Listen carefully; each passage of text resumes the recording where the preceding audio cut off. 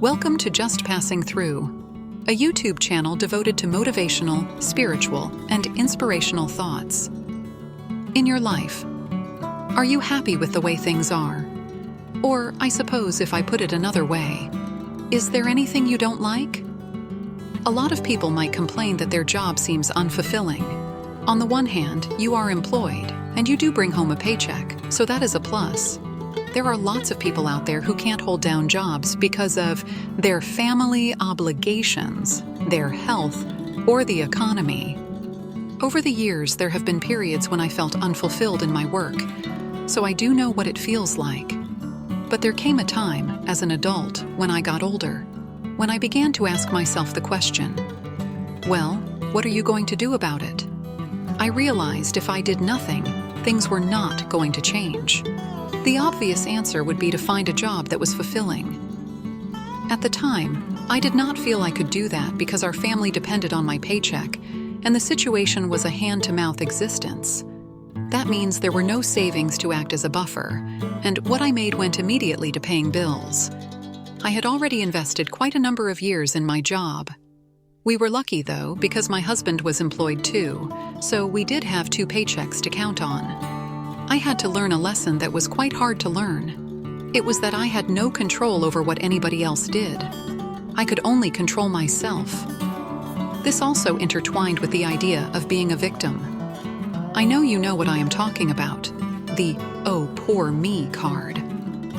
Then, in addition to feeling like a victim, there is the blame game, where it is always somebody else's fault. These 3 ideas are so closely related that unraveling them is painful. Addressing them takes great courage. At least, that's what I think. It was hard for me. I know people who never address these issues. If what I did with my life is any indication of unraveling these 3 ideas is any help, then maybe you could do something similar. I began by asking myself what I wanted most in the world. My answer was time to learn how to write. So, there were 2 things there. I needed time, and I needed to learn how to write. I also needed the courage to do this, because writing was difficult for me. I loved to write, but I didn't really know what to write. I was also afraid of what other people would think. I was afraid of what my family would think. I realized I had many fears. Comparing myself to people who I considered to be successful, I felt I ended up wanting something. I decided what I needed was courage. How to develop that? I didn't know. The secret is just to take the first step. You have a goal of sorts. The clearer that goal is in your mind, the better. My goal was to be able to speak in public, to talk to strangers and not be afraid. My goal was to not be afraid to write. Part of my problem was the fear of taking that first step. I wanted to be certain that I was on the right path and that I wasn't wasting my time. It turns out all you really need is to put your foot in motion.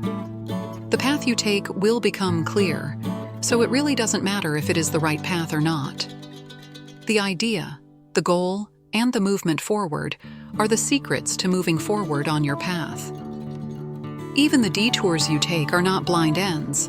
They are subsets of the same goal. There is no one correct way toward success. There is only your way. It turned out I needed to heal inside. There was damage there that I wasn't really aware of. So instead of getting some psychological therapy and a therapist to help me, I began to write. This material I wrote was for my eyes only. I cried. I complained. I raged. I still didn't know what was wrong, but I realized I was hurting. Although what I was writing would never see the light of day in a published form, I continued to write about the things that made me sad and angry. I began to write about the things that made me happy. This was such a slow process. It wasn't like you signed up for a course and 6 weeks later graduated. I realized this was going to be a lifelong venture. I began to realize that this was a journey. There were lots of people in the same boat. Learning to trust and believe in God again was difficult. Somewhere along the line, I began to see magic start happening.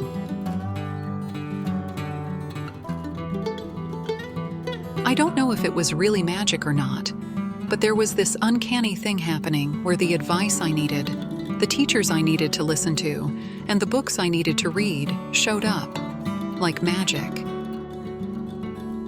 I checked out a program by Tony Robbins on cassette tapes from our local library. It was a motivational program to get you moving on your dreams. It was a program to instill enthusiasm and motivation. It was a program to heal emotional things. I jumped on it. I filled a notebook with my thoughts. My output for my writing increased. I was on fire. It was the most amazing thing to happen to me in years. I was excited. I was hopeful. I was almost giddy with happiness, and all the things that I feared came tumbling down. Would I ever listen to a program like that again? Yes.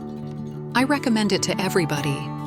But I also recognized that I had pushed against the things that I feared so hard that it all came crashing down around my ears. The next step, of course, was to figure out why I got depressed so quickly. What had happened? I still resisted the need for therapy. In my family, the need for any sort of therapy proved you were in some way deficient and reflected badly on the family. And one would never do that. It just wasn't allowed. But I had to have help. I continued on with my journaling, just writing about my emotional state. My husband supported me. Somehow the help I needed began to show up. I found a friend who was a psychotherapist. He was only able to help me so much because we were friends, which for me was a lot, but he urged me to seek out therapy. I took the plunge and began to gradually get better. I began to have courage. I began to explore. I continued to reach inside myself.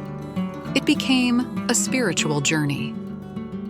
Now, some 30 years later, I feel more stable, hopeful, and creative. I can write now. I am comfortable rubbing elbows with other writers. I take courses on how to improve my writing and find the courage to put the words out there. I write every day. Every single day. I am retired now, so I have all the time in the world to write. But just a few years before I retired, I found the peace and contentment I was looking for in my job. The job never changed. I was the one who changed. I have healed. I trust now that the universe has a habit of testing us when we are strong enough to handle whatever is there. I didn't know that before. I thought I was a victim. All you have to do is dream. Think of what you want. Be ready to learn some hard things about yourself. Moving through healing work is never fun, but it is something that, once initiated, will provide you with much contentment and joy. Thank you for watching this video. These lessons are not easy. I never said they would be, but there is light at the end of the tunnel, and joy. Please help me grow this channel by liking, sharing, and subscribing. I promise to upload a new video once a week. Again, thank you for watching. Pauline Evanosky.